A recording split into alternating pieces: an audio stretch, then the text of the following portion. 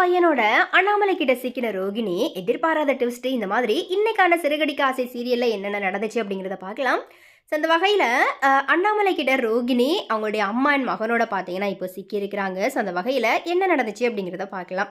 So இந்த சிறுகடிக்க ஆசை சீரியலில் பார்த்தீங்கன்னா 2 லட்சம் பிரச்சனை பார்த்தீங்கன்னா இப்போ தான் முடிவுக்கு வந்திருக்குது. கடந்த 3 வாரங்களாகவே பண பிரச்சனை இந்த சீரியலில் வந்துக்கிட்டே இருந்துச்சு. ரோகிணியை சிட்டி பார்த்தீங்கன்னா 2 லட்சம் பணம் கேட்டு மிரட்டியிருந்தாரு. அதே நேரத்தில் சத்யா மேலே விஜயா கேஸ் கொடுத்ததை வாபஸ் வாங்குறதுக்காக வக்கீல் முத்து மீனா கிட்ட பார்த்தீங்கன்னா 5 லட்சம் ரூபாய் பணம் கேட்டிருந்தாரு. அந்த 5 லட்சம் பணத்தில் வக்கீல் விஜயாவுக்கு 2 லட்சம் ரூபாய் மட்டும் பணம் கொடுத்துருந்தாரு. அந்த 2 லட்சம் ரூபாய் பணத்தை பார்வதியோட வீட்டில் வச்சு அந்த பணத்தை பார்த்தீங்கன்னா ரோகிணி போய் திருடிட்டாங்க. ரோகிணி திருடினதுக்கு அப்புறமா பண பிரச்சனை வீட்டில் பெரிய பிரச்சனையாக விடிச்சதும் கேஸை வாபஸ் வாங்குறதுக்காக விஜயா 2 லட்சம் ரூபாய் வாங்கின விஷயம் பார்த்தீங்கன்னா அண்ணாமலை உட்பட வீட்டில் இருக்கிற எல்லாருக்குமே தெரிய வருது. உடனே அண்ணாமலை முத்து மீனாவுக்கு ஒன்னால 5 லட்சம் கடன் வந்துருச்சு, நீ தான் அந்த கடனை அடைக்கணும் அப்படிங்கிற மாதிரி விஜயா கிட்ட சொல்லிடுறாரு. அதனால விஜயா மனோஜ் கிட்ட பணம் கேட்குறாங்க. அதுக்கு ரோகிணி நான் 3 லட்சம் பணம் தரேன் அப்படிங்கிற மாதிரி சொல்லி அந்த பொறுப்பை ஏற்றுக்கிறாங்க. அதுக்கப்புறமா பார்வதி வீட்டில இருந்து காணாம போன அந்த 2 லட்சத்துக்காக போலீஸ் கம்ப்ளைண்ட் கொடுத்துடக்கூடாது அப்படிங்கிறதுக்காக பார்வதி கிட்ட தன்னுடைய நகைகளை விற்று 2 லட்சம் ரூபாய் பணம் கொடுக்குறாங்க ரோகிணி. இப்படி 3 நாட்களாக பார்த்தீங்கன்னா இந்த 2 லட்சம் ரூபாய் பண பிரச்சனை தான் சுற்றி சுற்றி போய்கிட்டே இருக்குது.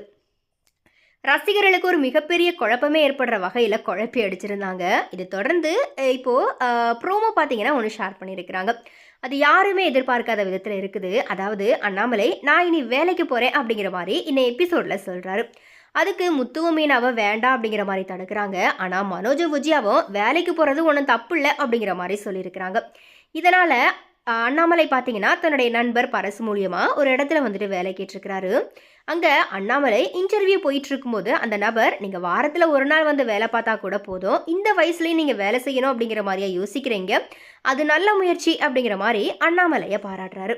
அதுக்கப்புறமா அண்ணாமலை அங்கிருந்து வெளியே வர நேரத்தில் ரோகிணி தன்னுடைய அம்மா அண்டு மகனை கூட்டிக்கிட்டு அங்கே வராங்க.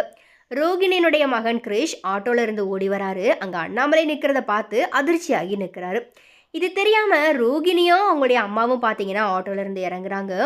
இவங்க எல்லாரையும் அண்ணாமலை பார்த்தா ரோகிணி மேலே சந்தேகம் வர்றதுக்கு வாய்ப்பு இருக்குது. வழக்கம் போல் ரோகிணி இந்த முறையை தப்பிச்சிடுவாங்களா, அப்படி இல்லைனா அண்ணாமலை கிட்ட வசமாக சிக்க போகிறாங்களா அப்படிங்கிறது வந்துட்டு கண்டிப்பாக ஒரு ரசிகர்கள்கிட்ட ஒரு மிகப்பெரிய எதிர்பார்ப்பாக தான் இருந்துச்சு.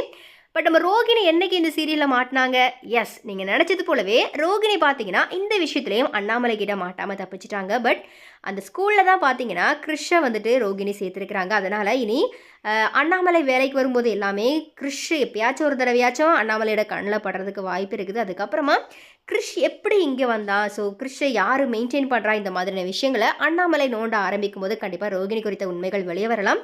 ஆல்ரெடி முத்துவுக்கு பார்த்தீங்கன்னா கிறிஷ் மேலே சந்தேகம் இருக்குது. கிறிஷை நாம நெருங்க விடாத அளவுக்கு யாரோ ஒருத்தவங்க வந்துட்டு அவனை பிரிக்கிறாங்க அப்படிங்கிற விஷயத்த பார்த்தீங்கன்னா முத்து இப்போ ஓரளவுக்கு கெஸ் பண்ணிட்டாரு. ஸோ அந்த மாதிரி முத்துவ மீனாவை இந்த கான்வர்சேஷன் பண்ணிக்கிட்டு இருக்கும்போது அதை ரோகிணி பார்த்தீங்கன்னா ஒட்டும் கேட்டு அதிர்ச்சியாகி நின்னாங்க.